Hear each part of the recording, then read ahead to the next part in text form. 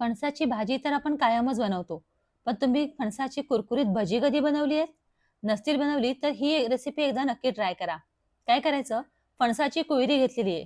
फणसाची कुयरी म्हणजे कच्चा फणस इथे घेतलेला आहे. आजकाल बाजारामध्ये सहज मिळतो. तो कट करताना आधी सुरीला आहे ना आणि हाताला तेल लावून घ्यायचं आणि मग कट करायचा. याचा जो चीक असतो ना, तो फार चिकटत नाही. आता हा जो चीक आहे ना, तो टिश्यू पेपरने किंवा एखाद्या कॉटनच्या कपड्याने आहे ना, व्यवस्थित पुसून घ्यायचा. पुसून झालं ना, की ह्याचे गोलाकार असे कट करून घ्यायचे, म्हणजे चिरायला ते सोपं जातं. असे गोल कट केले ना, की मग मधला भाग जो आहे तो घ्यायचा नाही, तो काढून टाकायचा आणि साइडचे सगळे भाग जे आहेत ना, ते व्यवस्थित असे कट करून घ्यायचे. जसे मी आता दाखवते ना, अगदी अशा पद्धतीने.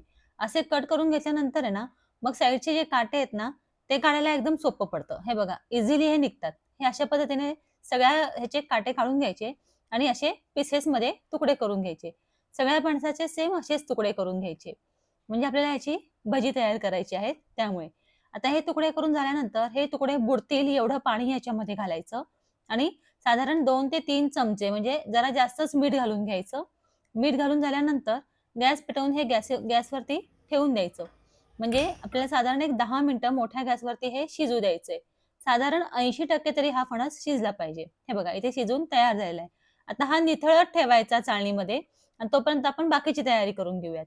इथे साधारण 4 चमचे मी तांदळाचं पीठ घेतलेलं आहे. 4 चमचे इथे कॉर्नफ्लॉवर घेतलेले आहे. नंतर थोडंसं कमी म्हणजे 3 चमचे मी इथे डाळीचं पीठ घेतलेलं आहे.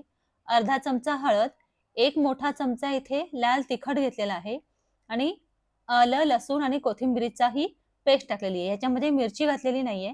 तुम्हाला जर मिरची घालायची असेल तर सॉरी तिखट जे आहे ते स्किप करून तुम्ही मिरची घालू शकता. हे सगळं छान व्यवस्थित मिक्स करून घ्यायचं. नंतर ह्याच्यामध्ये चवीप्रमाणे मीठ घालायचं. मीठ घातल्यानंतर काय करायचं, थोडं-थोडं पाणी घालून हे मिक्स करून घ्यायचं. म्हणजे साधारण आपल्याला घट्टसर असं बॅटर तयार करून घ्यायचंय.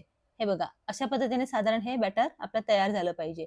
फार जास्त म्हणजे आपण भज्यांचं पीठ मळतो ना, ते कसं पातळ असतं, तेवढं पातळ नाही करायचं. घट्टसर असं हे बॅटर तयार करून घ्यायचं. नंतर ह्याच्यामध्ये सगळे जे तुकडे तयार काढून ठेवले होते आपण, ते घालायचे आणि व्यवस्थित ह्या बॅटरमध्ये कोट करून घ्यायचे. हे कोट करून झाले ना, की मग काय करायचं, एक-एक असं पीस घेऊन जसं आपण भजी तळतो ना, त्याप्रमाणे गरम तेलामध्ये घालून हे तळून घ्यायचं. बनवायला खूप सोपं आहे. पटकन तयार होतात. तुम्ही नाश्त्यालाही बनवू शकता. यम्मी पदार्थ मुलांच्या भाषेमध्ये होतो हा आणि पौष्टिकही आहे. म्हणजे बाहेरचं काहीतरी खायला आणून देण्यापेक्षा हा एक वेगळा पदार्थ तयार होतो. आणि फणसाचा हा पदार्थ तर तुम्ही कदाचित पहिल्यांदाच बघितला असेल. तुम्हीही एकदा नक्की ट्राय करा. तुम्हाला रेसिपी कशी वाटली मला तुमची एक कमेंट आली ना, की खूप छान वाटतं. नवनवीन रेसिपीज बनवायला एक उत्साह निर्माण होतो. त्यामुळे तुम्ही एक कमेंट नक्की करा आणि कुठून माझ्या रेसिपीज बघताय हेही मला नक्की सांगा. हे बघा, आवाजानेच तुम्हाला कळत असेल, की भजी किती छान कुरकुरीत झाली आहेत ती. एकदा नक्की ट्राय करा. खूप सुंदर होतात खायला, चविष्ट होतात. रेसिपीज आवडत असतील तर चॅनलला लाईक, शेअर आणि फॉलो करायला विसरू नका. मी अशाच छान-छान रेसिपीज चॅनलवरती अपलोड करत असते. भेटू पुढच्या रेसिपीमध्ये. तोपर्यंत बाय.